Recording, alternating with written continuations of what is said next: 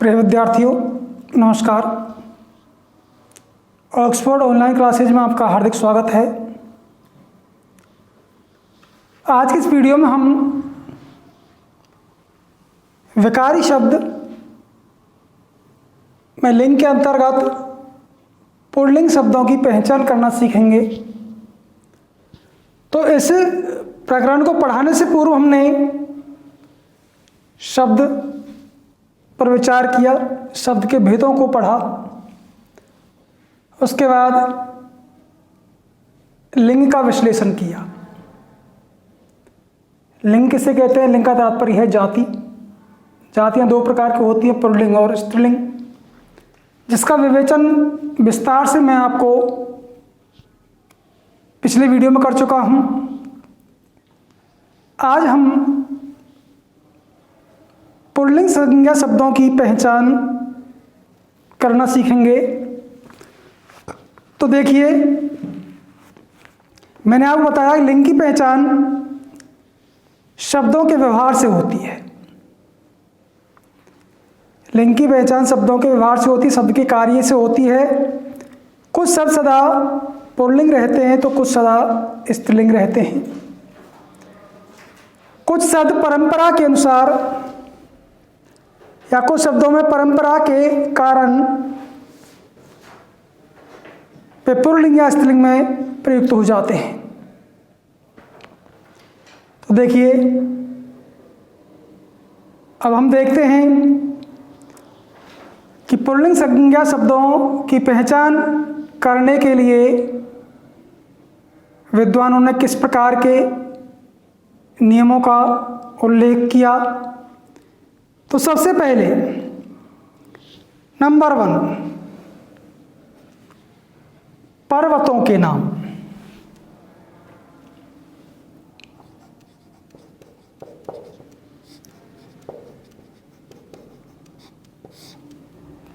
अब इसको पढ़ाने से पहले इन पुल्लिंग शब्दों की पहचान के लिए हम इसको दो भागों में बांट सकते हैं।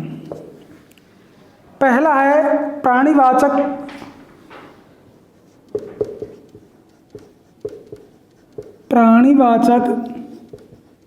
पुल्लिंग संज्ञा शब्द, जिसके अंदर प्राण तत्व विद्यमान है।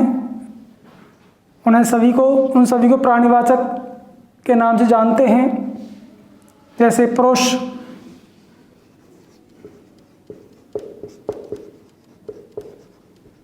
आदमी,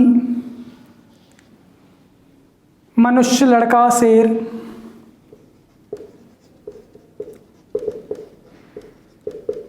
मनुष्य,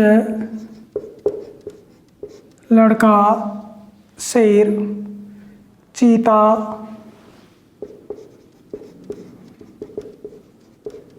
हाथी, कुत्ता, मोर, बंदर, पशु, खरगोश, गैंडा, मेंढक, सांप, मच्छर, तोता, मोर, कबूतर। ऐसे बहुत से शब्द हैं जिनके अंदर प्राण तत्व विद्यमान है। वो सभी प्राणीवाचक पुल्लिंग संज्ञा शब्दों के अंतर्गत आते हैं। दूसरा है अप्राणीवाचक पुल्लिंग संज्ञा। पहला भेद हमने ये किया। दूसरा अप्राणीवाचक पुल्लिंग संज्ञा। अप्राणीवाचक, जो प्राणीवाचक नहीं है, अर्थात निर्जीव वस्तु है, ये सभी इस अप्राणीवाचक पुल्लिंग संज्ञा के अंतर्गत आती हैं। ये कौन कौन सी हैं, इनका विश्लेषण हम आगे करेंगे। जैसे पर्वतों के नाम, ये सभी किस में आते हैं? अप्राणीवाचक पुल्लिंग संज्ञा के अंतर्गत। तो कोई सा भी पर्वत का नाम दे दिया जाए, जैसे हिमालय, विंध्याचल,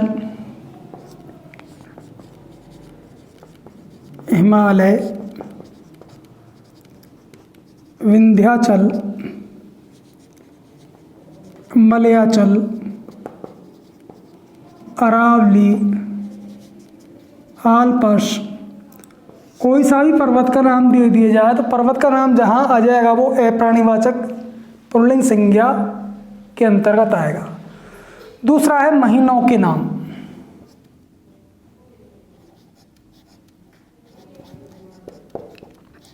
महीनों के नाम, कोई सा भी नाम आ जाए, जैसे जनवरी, फरवरी, मार्च, अप्रैल या चैत्र, वैशाख, ज्येष्ठ, आषाढ़, श्रावण, कोई सा हिंदी महीने का नाम दे दे चाहे इंग्लिश महीने का नाम दे दे। तो महीनों के नाम सभी अप्राणीवाचक पुल्लिंग संज्ञा के अंतर्गत माने जाते हैं। उसी प्रकार दिन या वारों के नाम, दिन या वारों के नाम, कोई सा दिन दे दे, कोई सा दिन या वार, कोई सा किसी प्रकार से दिया जा सकता है। बात एक ही है, दिन कह लो या वार कह लो। दिन या वारों के नाम जैसे सोमवार, मंगलवार, बुधवार, गुरुवार, शुक्रवार, शनिवार, कोई सा भी नाम दे दे, सभी अप्राणीवाचक पुल्लिंग संज्ञा के अंतर्गत माने जाएंगे। उसके बाद देशों के नाम,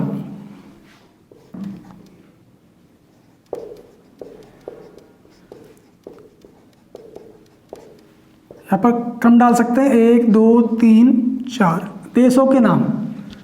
ये देशों के नाम आ गए तो वो सभी अप्राणीवाचक पुल्लिंग संज्ञा मानी जाएंगी। जैसे भारत,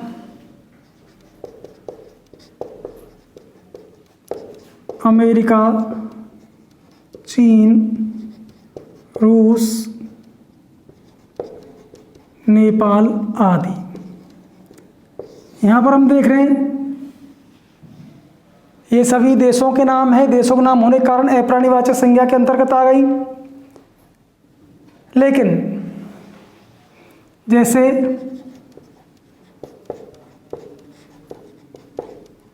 इंडोनेशिया और श्रीलंका, ये भी देशों के नाम हैं। लेकिन यहाँ पर भारत, अमेरिका, चीन, रूस, नेपाल आदि ये सभी कौन सी है? अप्राणीवाचक पुल्लिंग संज्ञा शब्द हैं। लेकिन इंडोनेशिया और श्रीलंका ये दोनों शब्द स्त्रीलिंग हैं, तब यह देशों के नाम। तो इस प्रकार ये अपवाद के अंतर्गत आते हैं। ये अपवाद है। शब्द इंडोनेशिया और श्रीलंका कौन से माने जाएंगे? स्त्रीलिंग। जबकि नियम क्या कह रहा है कि देशों के नाम सभी पुल्लिंग के अंतर्गत आते हैं। ये भी देशों के नाम है, लेकिन ये अपवाद स्वरूप ग्रहण किए जाते हैं, ध्यान में रखना है। आगे आते हैं ग्रहों के नाम।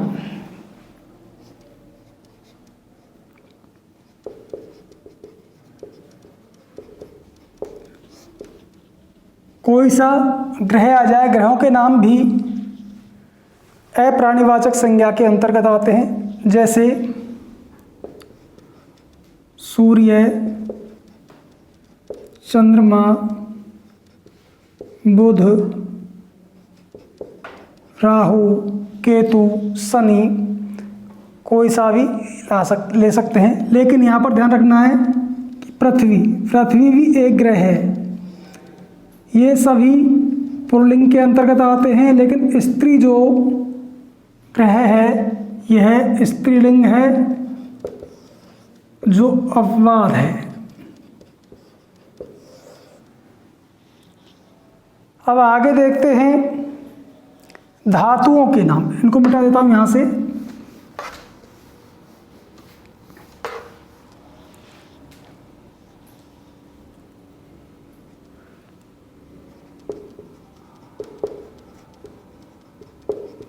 धातुओं के नाम, जितनी भी धातु हैं ये सभी धातुएं अप्राणीवाचक पुल्लिंग संज्ञा के अंतर्गत मानी जाती हैं। जैसे सोना, तांबा, पीतल, लोहा। जैसे सोना, तांबा, पीतल, लोहा, ये सभी धातुएं पुल्लिंग हैं। लेकिन यहाँ पर भी ध्यान में रखना है, चांदी भी एक धातु है, लेकिन ये चांदी स्त्रीलिंग के अंतर्गत आती है, तो ये अपवाद स्वरूप है। अपवाद की चीज ध्यान में रखना है विशेष रूप से। उसके बाद आते हैं वृक्ष।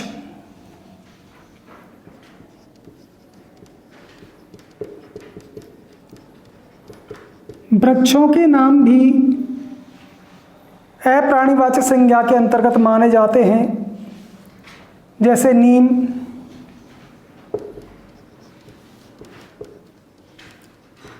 अमरूद, बबूल, अशोक, ये सभी वृक्षों के नाम पुल्लिंग के अंतर्गत माने गए। लेकिन इमली, इमली स्त्रीलिंग, ये वृक्ष है, लेकिन ये क्या है? अपवाद है। आगे देखते हैं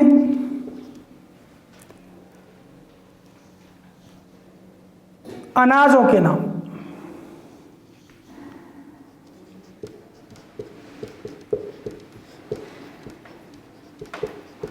जैसे गेहूं, जौ, बाजरा,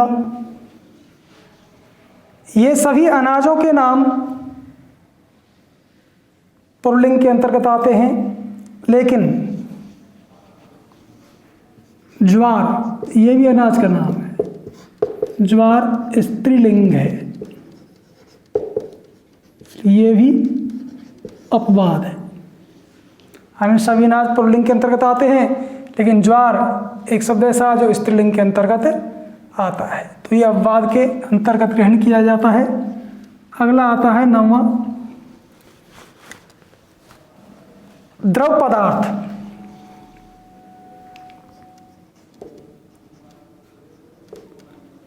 ऐसे पदार्थ जो बह जाते हैं, द्रव हैं, वे सभी अप्राणीवाचक पुल्लिंग संज्ञा के अंतर्गत आते हैं। जैसे दूध, घी, तेल, दूध, घी, तेल, जल, शरबत, मक्खन,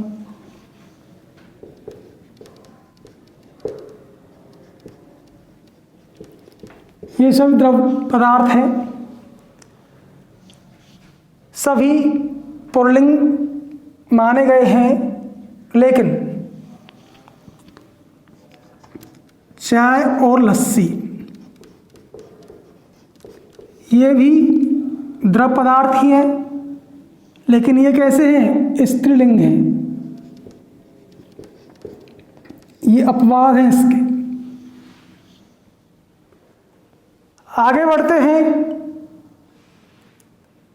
समय सूचक नाम।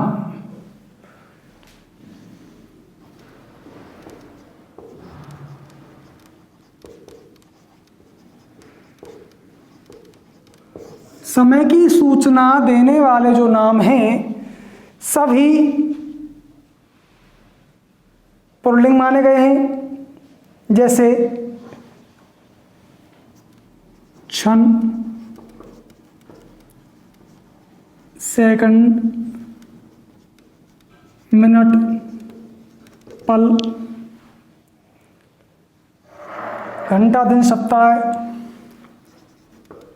घंटा, दिन, सप्ताह, सभी समय के बोधक शब्द हैं, पुल्लिंग के अंतर्गत माने गए हैं। लेकिन रात, साय, संध्या, दोपहर, लेकिन रात, सायं, संध्या और दोपहर ये जो शब्द हैं ये अपवाद हैं, ये स्त्रीलिंग के अंतर्गत माने गए हैं। इसके अलावा आगे बढ़ते हैं तो वर्णमाला के वर्ण। अब इसको यहां से मिटा देता हूं।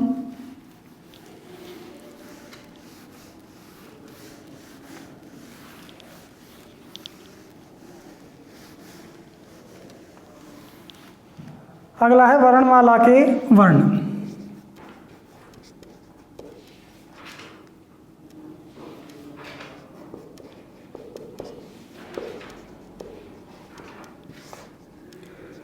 वर्णमाला के अंतर्गत स्वर तथा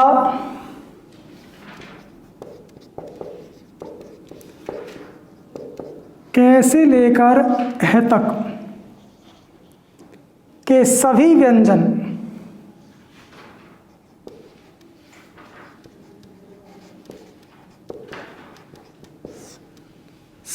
क्या माने गए? पुल्लिंग। स्वर सभी और कैसे लेकर के है तक के सभी व्यंजन पुल्लिंग माने गए, लेकिन ई और री ये स्त्रीलिंग है, जो अपवाद है। इनके अलावा सभी जो व्यंजन हैं, सभी स्वर हैं, सभी पुल्लिंग के अंतर्गत हैं, लेकिन ए ई री स्त्रीलिंग माने गए हैं। उसके बाद समुद्रों के नाम।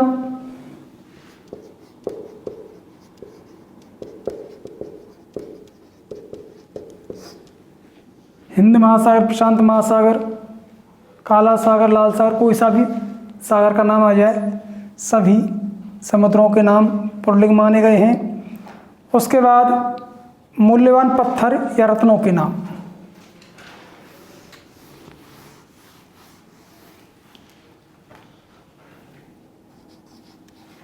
मूल्यवान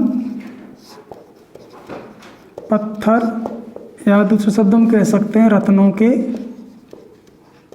नाम भी पुल्लिंग माने गए हैं, जैसे हीरा, पुखराज,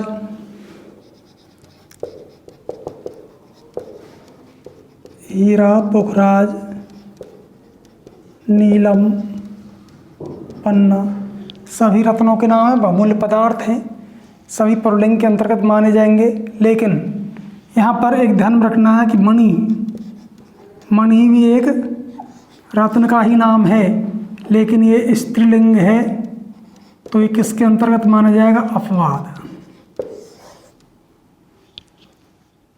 अब आगे बढ़ते हैं तो शरीर के अंगों के नाम।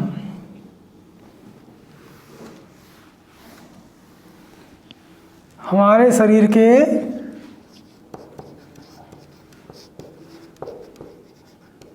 अंगों के नाम भी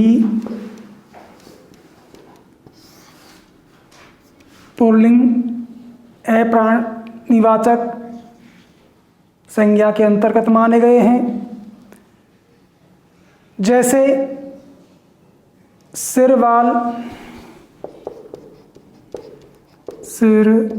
वाल, नाक, कान, मुंह, हाथ,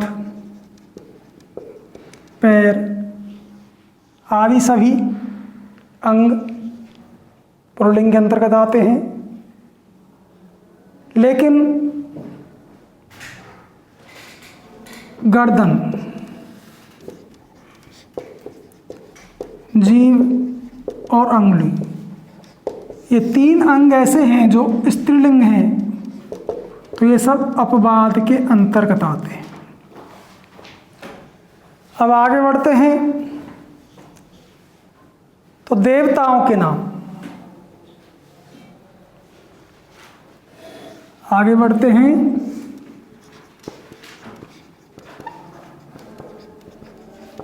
देवताओं के नाम भी पुल्लिंग के अंतर्गत माने गए, जैसे इंद्र, वरुण, यम, ब्रह्मा, विष्णु, महेश, ये सभी देवताओं के नाम हैं।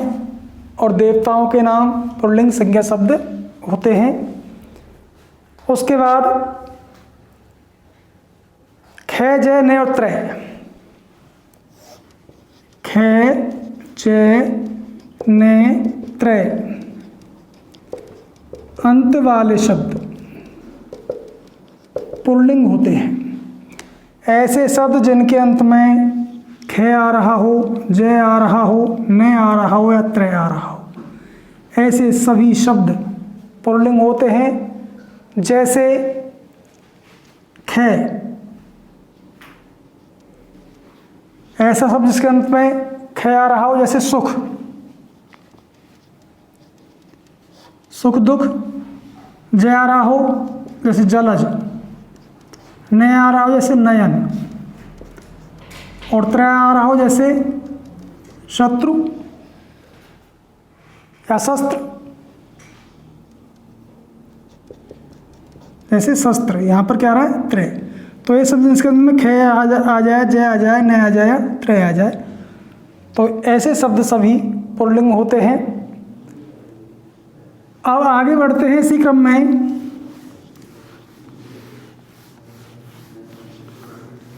तो देखिए,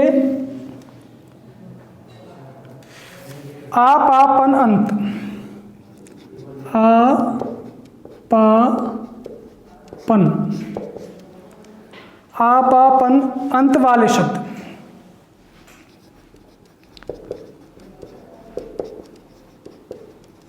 ऐसे शब्द जिसके अंत में आ हो, पा हो या पन हो, वे सभी शब्द पुल्लिंग होते हैं।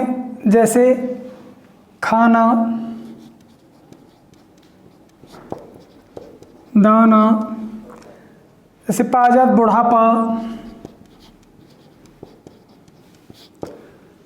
पन आ जाए जैसे मोटापन। तो यहाँ पर देखते हैं हम कि क्या आ रहा है? आ रहा है, पा रहा है, पन आ रहा है। तो जहाँ पर आ पा पन देखने को मिल जाए, वो शब्द कैसे होंगे? पुल्लिंग होंगे। अब देखिए इसका लास्ट नियम, कुछ प्रत्यय से बनने वाले शब्द भी हैं। अब वे प्रत्यय कौन कौन से? जैसे आपा,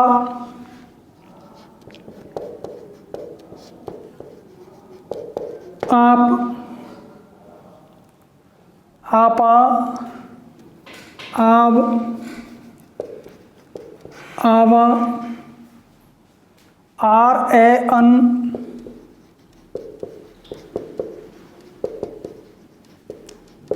आर ए अन, ये एरा, ये एरा, त्वे, त्वे, पन ये खाना,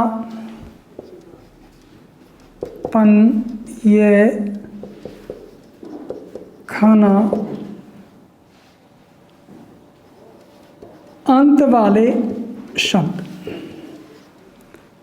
जिन शब्दों के अंत में आपा हो, आव हो, आवा हो, आर आ जाए, ए आ जाए, अन आ जाए, ये आ जाए, एरा, त्वे, पन, ये या खाना, ये प्रत्यांत यदि देखने को मिले तो वे सभी शब्द पुल्लिंग होते हैं। जैसे बुढ़ापा, यहाँ पर क्या मिल रहा है? आपा। जैसे चुनाव, यहाँ पर क्या मिल रहा है? आव। उसी प्रकार